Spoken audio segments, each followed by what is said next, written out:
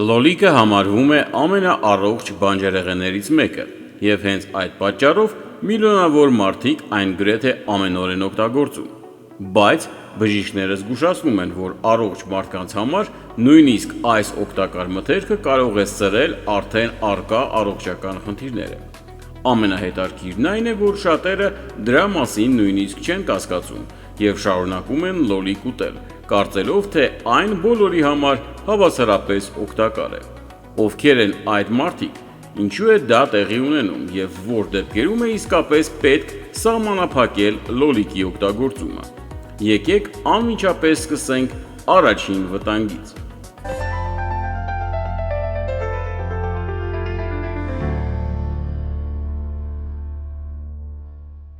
Առաջին վտանգը ստամոքսի բարձր թթվայնությունն ու այրոցն է։ Եթե երբևէ լոլիկ ուտելուց հետո զգացել եք այրոց, կրծքավանդակի շրջանում այրվող զգացողություն կամ բերանում թթու համ, ապա հնարավոր է պատճառը հենց լոլիկն է։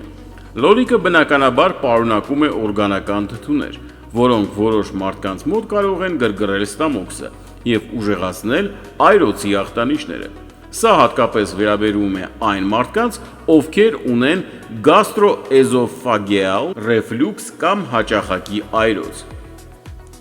Նման դեպքերում խնդիրը լոլիկի վնասակար լինելը չէ, այլ այն, որ այն կարող է սրել արդեն առկա վիճակը։ Սակայն սա դեռ ամենատարածված խնդիրը չէ։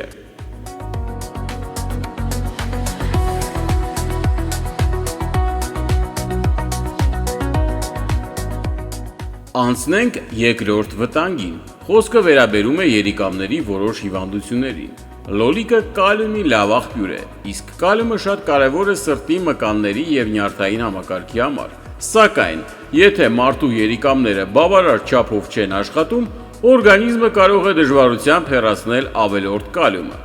Այդ պատճառով երիկամների քրոնիկական հիվանդության որոշ փուլերում բժիշկը կարող է խորհուրդ տալ սահմանափակել կալիումով հարուստ մթերքները, այդ թվում լոլիկը։ Սա չի վերաբերում բոլոր մարդկանց և չի նշանակում, որ առողջ մարդը պետք է հրաժարվի լոլիկից։ Բայց եթե արդեն ունեք երիկամների խնդիր և հետևում եք հատուկ սննդակարգի, այս հարցը կարևոր է քննարկել բուժող բժշկի հետ։ Բայց կա ևս մի իրավիճակ, որի մասին շատերը ընդհանրապես չեն մտածում։ Դա երրորդ վտանգն է։ Մինչ կխոսենք երրորդ վտանգի մասին, բաժանորդագրվեք առողջություն մեր ալիքին, որպեսզի միշտ կարողանաք տեսնել այսպիսի օգտակար տեսանյութերը։ Իսկ եթե տեսանյութը օգտակար է ձեզ համար, հավանեք և սեղմեք լայք։ Երրորդ վտանգը ալերգիան և անհանդուրժողականությունն է։ Թեև լոլիկի նկատմամբ ալերգիան համեմատաբար հազվադեպ է, այն իրականում գոյություն ունի։ Որոշ մարդկանց մոտ լոլիկ օգտագործելուց հետո կարող է առաջանալ շրթունքների կամ բերանի քոր, մաշկի կարմրություն, ցան կամ այլ ալերգիկ ախտանիշներ։ Որոշ դեպքերում դա կապված է նաև ծաղկափոշու ալերգիայի հետ, երբ օրգանիզմը որոշ մթերքների սպիտակուցները շփոթում է ալերգենների հետ։ Եթե նման ախտանիշներ եք նկատում հենց լոլիկ օգտագործելուց հետո, կարևոր է խորհրդակցել մասնագետի հետ և չփորձել ինքնուրույն եզրակացություններ անել։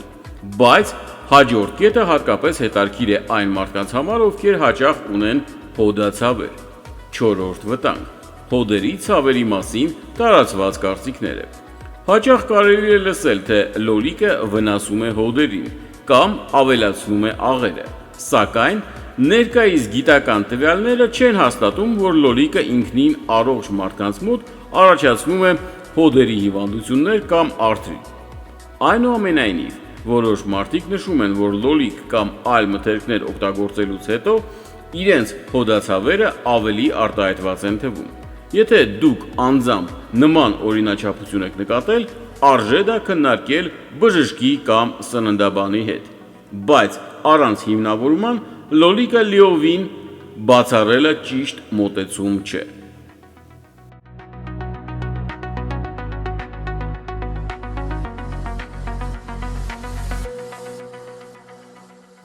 Եվ վերջապես, ամենակարևոր կետը, դա հինգերորդ վտանգն է։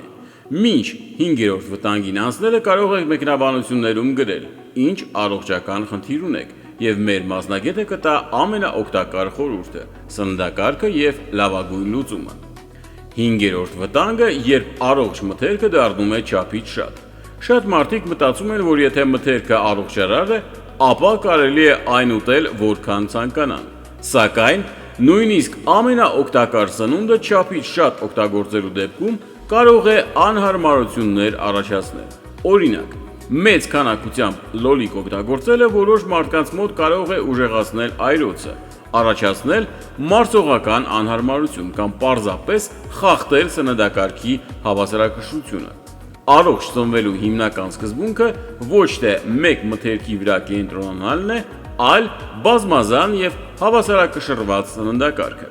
Իսկ ում համար է լոլիկը օգտակար։ Կարևոր է նշել նաեւ մյուս կողմը։ Եթե դուք չունեք վերը նշված սահմանափակումները, ապա լոլիկը կարող է լինել շատ արժեքավոր սննդամթերք։ Այն հարուստ է վիտամին C-ով,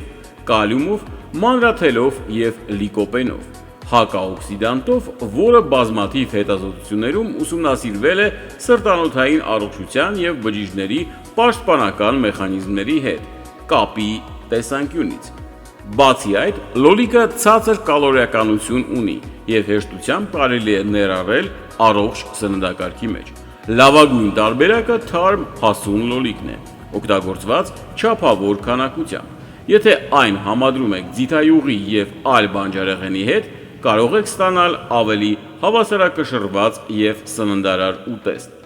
Իսկապես հասկանալ, լոլիկը ձեզ համապատասխանում է թե ոչ։ Եթե նկատում եք, որ լոլիկ օգտագործելուց հետո պարբերաբար ունենում եք այրոց, ստամոքսի ցավ, ալերգիկ ախտանիշներ կամ այլ անհանգստացնող փոփոխություններ, մի անտեսեք դրանք։ Դա դեռ չի նշանակում, որ պետք է ամբողջությամբ հրաժարվել լոլիկից, բայց կարող է լինել պատճառ խորհրդակցելու բժշկի հետ եւ պարզելու իրական պատճառը։ Մյուս կողմից, եթե նման խնդիրներ չունեք, ապա լոլիկից վախենալու պատճառ չկա։ Այն շարունակում է մնալ առողջ սննդակարգի արժեքավոր բաղադրիչներից մեկը։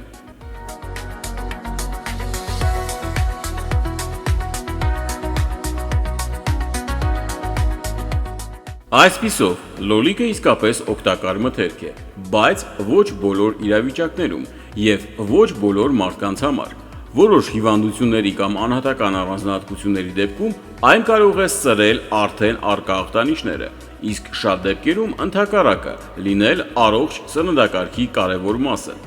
Ամենակարևորը լսել սեփական օրգանիզմին, չզբաղվել ինքնաբուժմամբ եւ ցանկացած երկարատև կամ անհանգստացնող ախտանիշի դեպքում դիմել բժշկի։ Եթե այս տեսանյութը օգտակար էր ձեզ համար, հավանեք այն եւ բաժանորդագրվեք ալիքին, որովհետև այստեղ առողջության մասին խոսում ենք պարզ, հասկանալի եւ գիտական տվյալների վրա հիմնված ձևով։ Շնորհակալություն, որ դիտեցիք։ Ցանկանում եմ ձեզ եւ ձեր ընտանիքին ամուր առողջություն, լավ ինքնազգացողություն եւ խաղաղ օրեր։ Կհանդիպենք հաջորդ տեսանյութում։